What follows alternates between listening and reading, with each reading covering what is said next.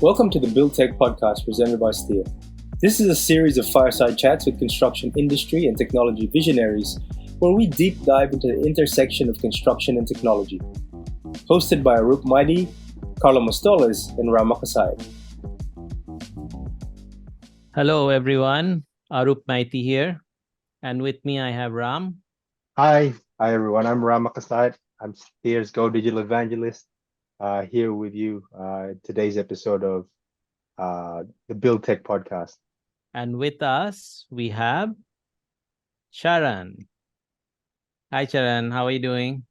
Hey, how you doing, Arup? Thanks for having me. All right. Yeah. So it's going to be an interesting conversation. You know, we usually talk about construction management, and how technology affects on it. But today we have a slightly different twist on the whole matter. We're going to talk about not just construction, but we're going to talk about PPP. We'll get into the more details on that. But what else do we have today, Ram? What else are we talking about? Basically we want to know how PPP and how construction fits into that, and the digitalization around that, and how that could help the PPP industry and market. So our guest here today, Charan, is a very, very experienced PPP consultant. I'd like to introduce you, Charan, but it might sound better coming from you. If you could introduce yourself to our audience and let them know who you are, where you're from, what company you're currently consulting with, and We'll get into more details about your past and what brought you here after that, but please go ahead. Yeah, of course. So I'm based in the United States, the East Coast, Pittsburgh, Pennsylvania, to be more exact. And thank you. I am in the P3 space. And just to give a little overview of, my background, my perspective, I was initially introduced to the PPP space through an institutional framework or institutional investment perspective through my let's just say initial education out of college in alternative investments, and understanding how institutional investors allocate to different asset classes: hedge funds, private equity funds, infrastructure funds, right? So I took a liking to P3s, being the scale of the projects, as well as the facilitation and the benefits that it provides to large-scale developers, universities, and local municipalities to tap into a new opportunity set of projects. Here in the U.S., we're in need of much infrastructure, as well as everywhere else in the world. And P3s are just a more strategic and alternative way to deliver these infrastructure, to deliver these public services and mobilize public or private capital and innovation. So in a way, this is like a semi-privatization of what used to be public, isn't it? Like earlier, roads, bridges, highways, stadiums used to be something that were built by government, right? But then at some stage, I don't know, 10, 20 years ago, or maybe longer, government realized that there's limitations in how much funds probably government can invest, isn't it? So while there has been the other side where there's multilaterals funding beneficial project, but then I guess at some stage people realize that, well, why not invite private investors? And if there is a way where you can structure a deal where they can actually make a decent return, it's win-win for everyone, isn't it? So it's when you, is that a more or less a correct journey definition of how probably PPP happened? Yeah.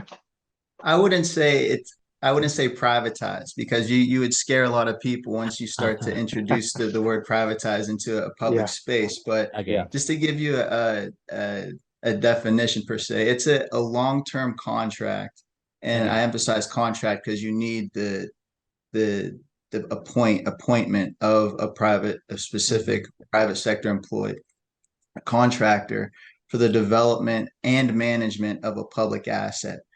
The main difference between construction and I would say just P3s is P3s covers the full life cycle management of a project, and construction is just one aspect of a P3 project, right? So a significant risk transfer. So how does it compare to what it's called BOT, built, operate, transfer, or BOO, or is that probably synonymous, is it? Very synonyms, exactly. So I would use the acronym design, build, DBFOM, but it's very similar. Traditionally, municipalities are used to taking on all these risks and just procuring out the design build, right? Yeah.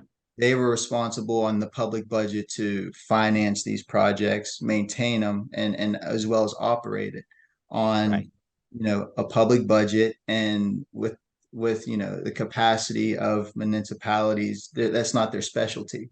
They're not there to ensure that the roads are operating well. They're there to, for policy, and you need to contract out these risks to private parties who are better able and more suitable to take them on at a more cost-effective manner. So what typically happens in a P3 to transfer all these risks, a full, what we call special purpose vehicle is created. Where these pass-through risks are, it essentially operates as a pass-through vehicle for these risks. Once the contract is awarded to, say, a sponsor, right? So go ahead. So with that, so you're telling us all this good stuff about PPP, and it's obviously, and I mean, you're quite young, Charan. How did you come to this with all this knowledge? And basically what I'm trying to ask is what got you to this point? Like, how did you begin your triple P journey? I know you mentioned it. So are you from a construction background? Let's start there. That's exactly I'm like I said, my first introduction to infrastructure and real estate was more from an investment perspective and an investment background, being a charter alternative investment analyst. You're from the finance side of the things, isn't it? That's how you came into this. So so finance, then infrastructure finance, and then a specialized kind of infrastructure financing is the PPP, and that's where you found your niche. Exactly. It took a decent amount of time to want to find that niche, but I took an interest in larger scale real estate development and heavy civil. And early on, I became an intern / apprentice to a development team. Who at the time gained political support to build a $125 million multi-use sports destination here in the city. It would have been that project would have been a fully privatized project that's around 2 to 3 miles away from Pitt International Airport, International Airport. So it's I was an intern to the project financier who was kind of structuring the deal. They're trying to structure the deal for them. So my responsibility was essentially go out and engage investor feedback on how to structure these deals and how, an investment, how it can be seen as a co-investment from institutional investors, and two, how it would be seen from an intermediary, such as a private equity fund or a VC fund, to understand what structuring needs to occur for the market, right? So to understand this better, is it right to say that PPPs are usually only very large projects, or do you see that, happening P3 kind of projects in smaller scale as well as very large scale? So it's typically on a larger scale, or else the private finance wouldn't justify the project. So private financing would be more expensive. So on a smaller scale, what needs to be done is we put portfolios of projects together Okay. and portfolios to Our reach a finance. certain to Right. reach a certain sizable project that makes sense to be done as a P3, right? Okay. That does make sense.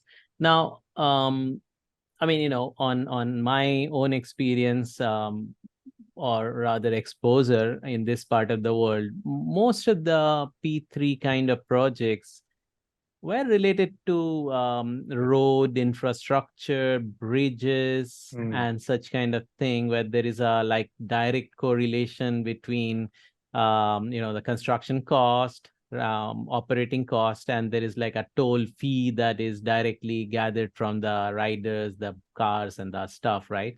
That's mostly what we have seen PPP. happening. Yeah. But hearing you, there seems to be much more interesting, much more diverse kind of projects that you are involved in. Like, for example, a Community building. sports, a Yeah. sports recreational facility would And be very different, right? I mean, it's yeah. not just as simple as car going by and Right. paying their toll fee, but Yeah. there's a lot more to it.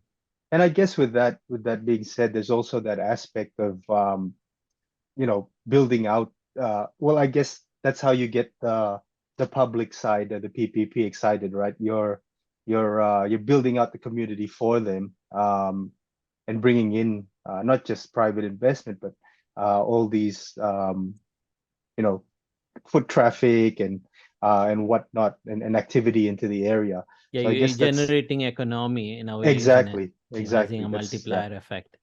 right. Well, any project can be done in any type of way. Just it can be structured as a P3, right? And the three reasons why, government would want to be or want to structure a project a P3 rather than a traditional way that they would go about it is increased project efficiency and effectiveness. The private sector has the ability to, you know, better cost management, better life cycle management, better risk management than what the public authority could provide. So cost So management, go ahead, sorry. so for our audience that aren't familiar and are layman's like me, so the listeners out there that are there for to understand construction and digitalization, and uh, just to put it into context, let's say an NBA stadium, when a team decides to develop a stadium, is that a triple P project? Is that happen between private public, or is that something entirely different? There are private investors always involved in a project like that, but it may not be structured as a private public partnership. It may be Okay, still structured as a public project, a public deal. I It's see. going to be owned, operated, and financed by the public, By the city, but basically. by the city, Yeah. exactly. But it's only going to be designed and built Mm, by a construction contractor that's Mm. going to mm. deliver the asset at asset So delivery that's the for. typical structure we know most of the time, isn't it? Right. That's what I used to, and that's what happens. But you're saying now, so it's quite possible a same project, if the city has the money, they might just do it and On their not own. bother, like, just do the design and build with the contractor and do the management themselves, or even kind of outsource the management and operating separately. So that's one Yeah. way of going about it, I mean, right? But then you got to because isn't that think of, but then you got to think of aligning interest, right? Right. So in terms of the construction contractor delivering a usable, ready asset that they agreed on in the contract. Right. So is a construction contractor more incentivized to deliver a project when their remuneration, their payback is linked to the use of the asset, or when they get paid upon delivery of the asset? Okay. Yeah. That's when we transfer the full life cycle risk to them, because their payment is linked to the performance of the asset rather than the finished Just what they fulfilling the deliver to the contract, right? Now, Exactly. So these this contracts is go 60 interesting. years. This is interesting. I think, we in this part of the world in Asia, we can benefit a lot by going down to this level of P3 projects where major necessities like, today it's not done because, government has their own limits of what they can spend on. And even if they can, then, running it and all has been issues. And we keep hearing about projects getting delayed by the contractor for some or other reason, but the structure you're talking about could be very interesting where the land is provided by the public sector perhaps, and then the other investors, the specialists in each of their area, come in with their own One respective company. right, Yeah. and create a company, create that special purpose vehicle you are talking about, and work towards making it a feasible, viable project that benefits everyone. So let me give let me give some context to how we met Charan. So he obviously knows the challenges in construction when it comes to a triple P project. So we were invited to a think tank along with him that he was leading. And everything that he was describing, like we we had encountered as people in the construction digitalization and construction space. So with that said, Charan, could you describe or could you elaborate on those challenges and how digital could have helped? So I like mean, construction you're itself is a nightmare For by sure. itself. right. Most of them are delayed. Most of them are over budget.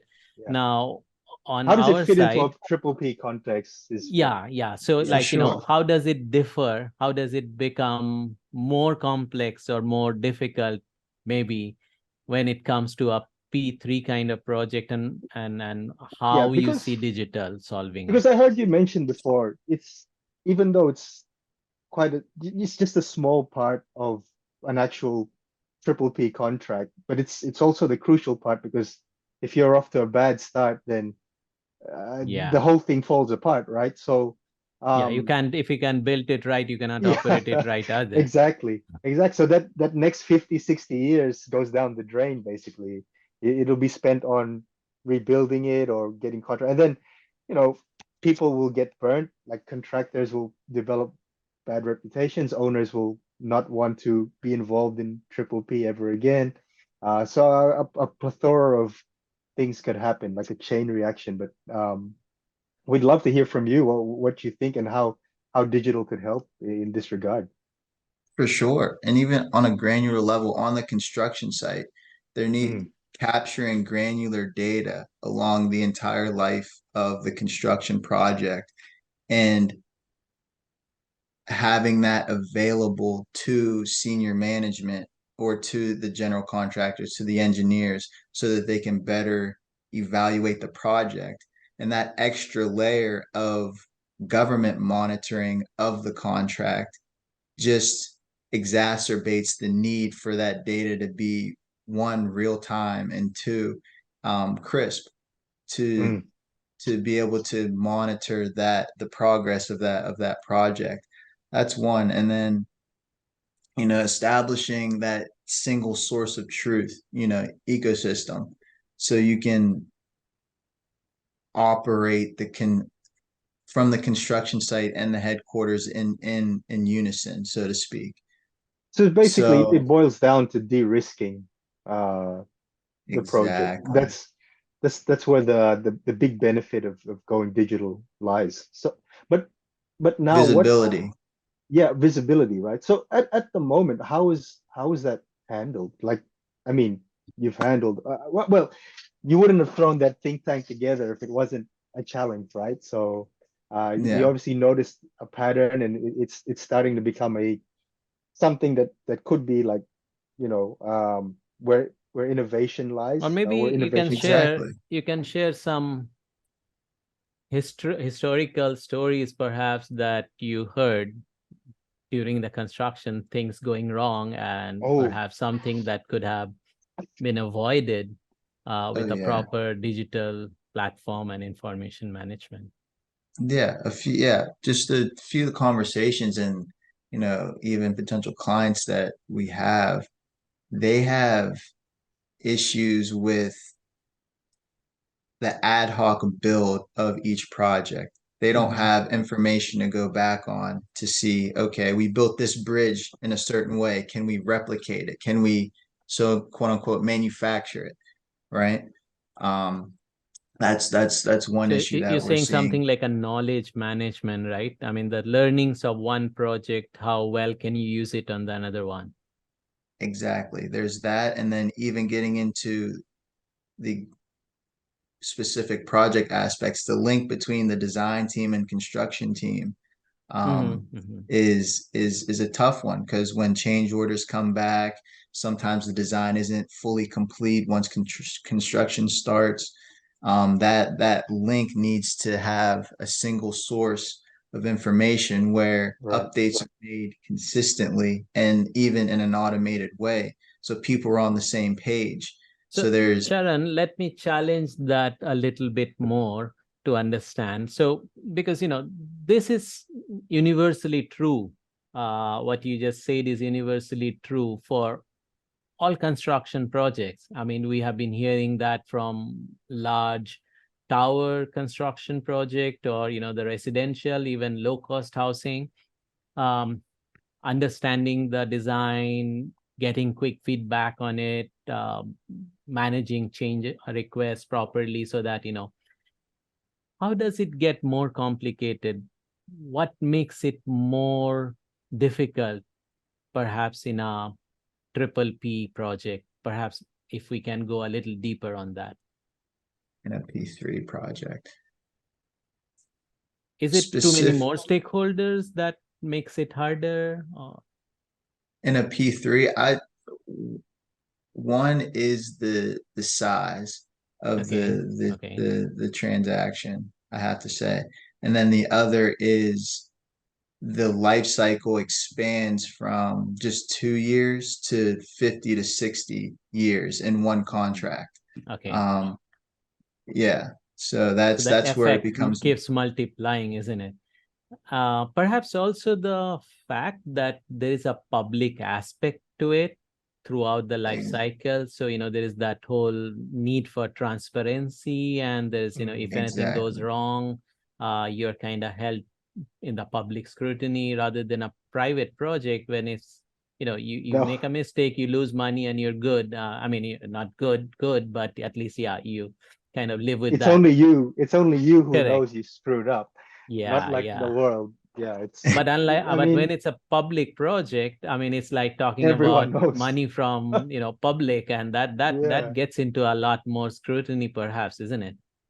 And you're E- e- reminded of it. Like if you drive past the unfinished stadium, hey, isn't that what's his name's project? That's my tax money Exactly. somewhere stuck Yeah. there, right? But Exactly. do you think also there is the other aspect of, like, since these projects are large and happens over multiple politicians, and they each have Mm. their own promises and interest in each area, so, having a proper documentation and control probably also manages the scope better, because that can be a nightmare, I can imagine. Yeah. Oh, yes. Yes. And the short terms of these policymakers make infrastructure a tomorrow job, or Yeah. a next down the line type of job. It gets kicked down the can. But here in the US, Biden, yeah, the infrastructure bill is, the funds are coming for mainly roads. And Uh-huh. um yeah, like you guys said, P3s have been traditionally road projects because there is that direct link between Public economic usage. infrastructure Yeah. and, like I said, remuneration of Yeah. the contractor through the life of the project. Mm. But there are social projects that do encompass P3s, like libraries, schools, hospitals. It's just structured in a different way, but Mhm, it's mhm. P3s do still happen in those different sectors. So, It would be worse to Charan, drop the ball on those ones. Oh, yeah, yeah. Yeah. So, For the Charan, children. for the sake of our or rather listeners, could you give some more idea, like, how a typical, let's say, hospital you are talking about, and, in a country like Philippines, there's a lot of need of more advanced Hospitals. hospitals across. Yeah. So how can we, give some more info for, people who are interested to participate in this kind of projects? Like, on a high level, what are the different things that has to come together? And someone like you, what is the role that you play in bringing it all together? For sure. One is I'll explain my team's role and Okay. bring it Yes. together now. So we're a P3 advisory. So we work with urban planners, like I said, but we identify and screen projects for bankability and sustainability first. We help structure comprehensive P3 proposals and balance risk sharing mechanisms between the public and private so they can come together and actually do the project. We've seen a lot of projects not be PPP simply by the fact that public's on Earth and private's on Pluto, and they think they're their thinking processes are completely different. Like they're both Yeah. aliens to each other. So it's bringing them to the same table. It's about provide value engineering for each stakeholder, right? So and then for the public sector, it's a good sell because they have the they have the land bank, they Right. have the resources for the land, Right. and most difficult part of the project is political support Right. for the project, right? So with the P3s, I'd say first is the land, then the political support, and Mm-hmm. then you can leverage the capital and innovation from the private Private. sector Okay. to then produce either at scale these hospitals or produce one large hospital. But um, yeah, that's where you would start. But it all starts with identifying the need, So do you having an think, appraisal. for a private investor, a P3 project is a very viable and profitable investment?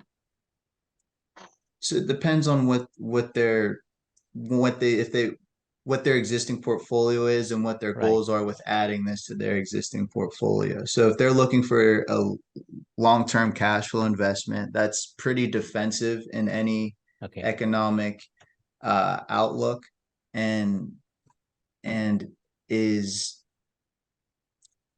yeah just then it's a good investment, as well as in a P3 you have full economic right to the Mm-hmm. Mm-hmm. asset. You can make money from it. But in a hospital, like we're saying, a social project, um, it can be structured, it's usually structured where the government provides availability payments to the private sector.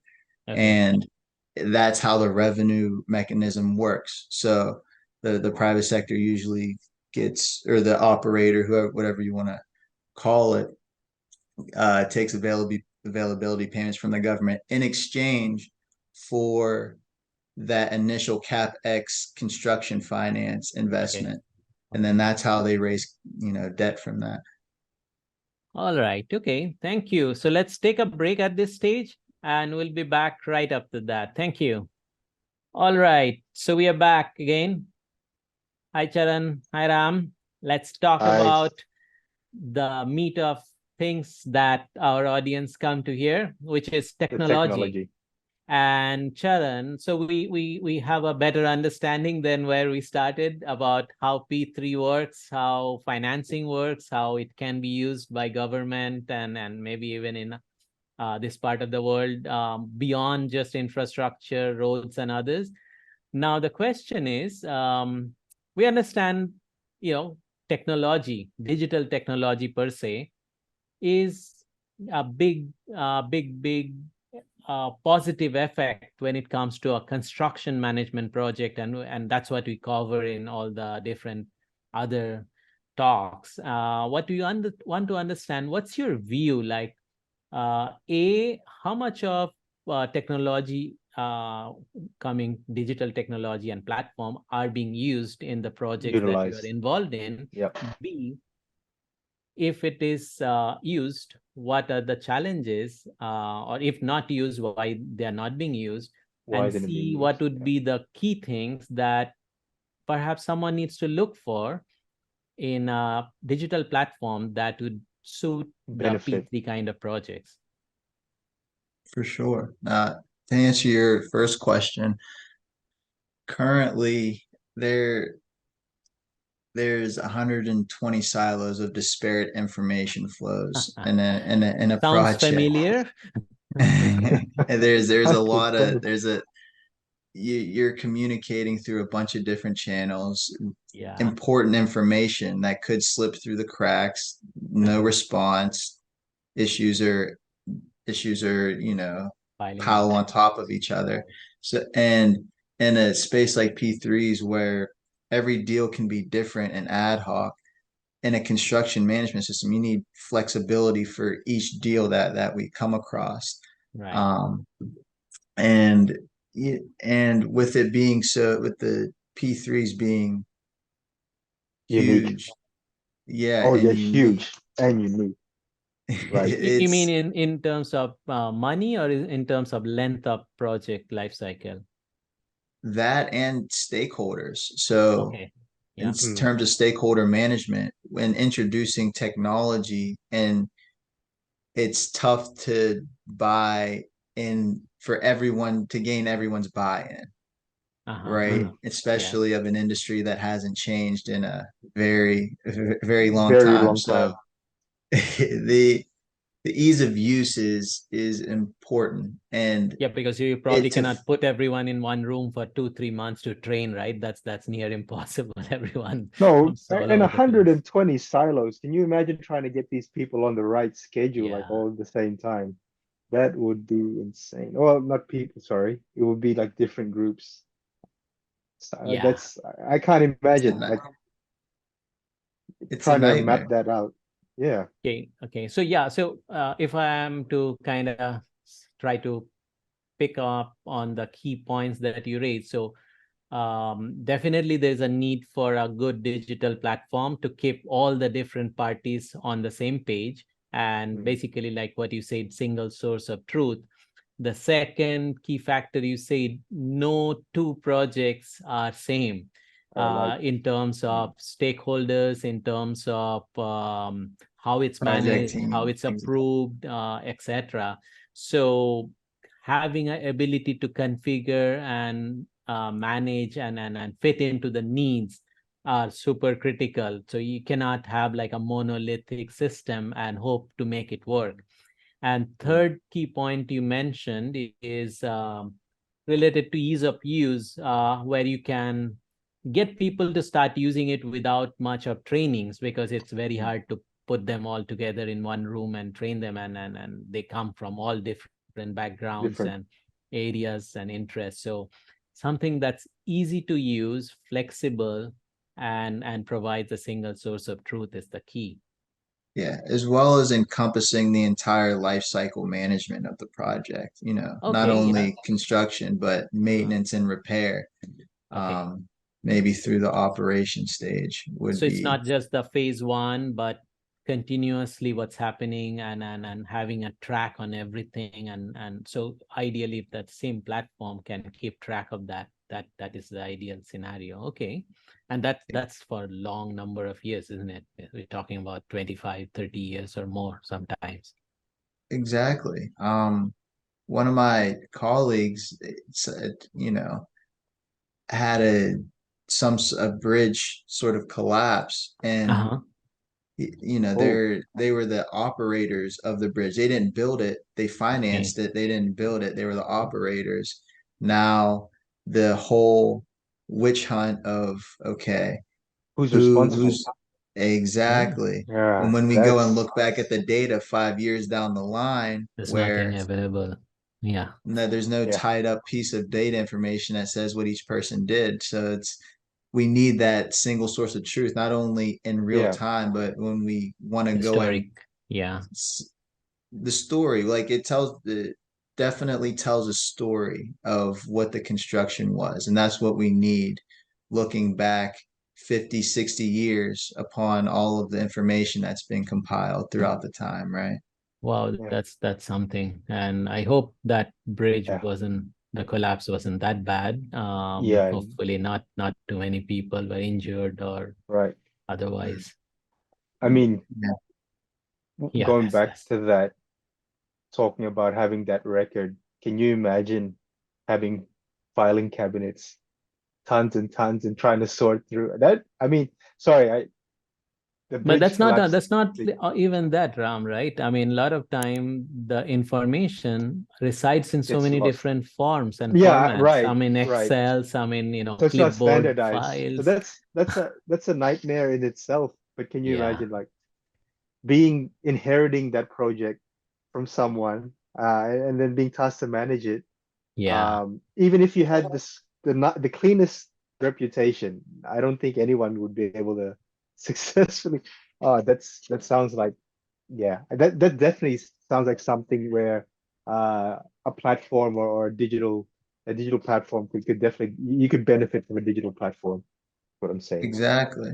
And to your guys' point with politicians and policymakers Mm, being changed in and out like every 4, 5, 6, 7 years, Yeah, um, they don't have real incentive to deliver over the long haul. something long term. Yeah. They want to mm. they want to be the ones to conceptualize the project as well as cut the ribbon when it's built.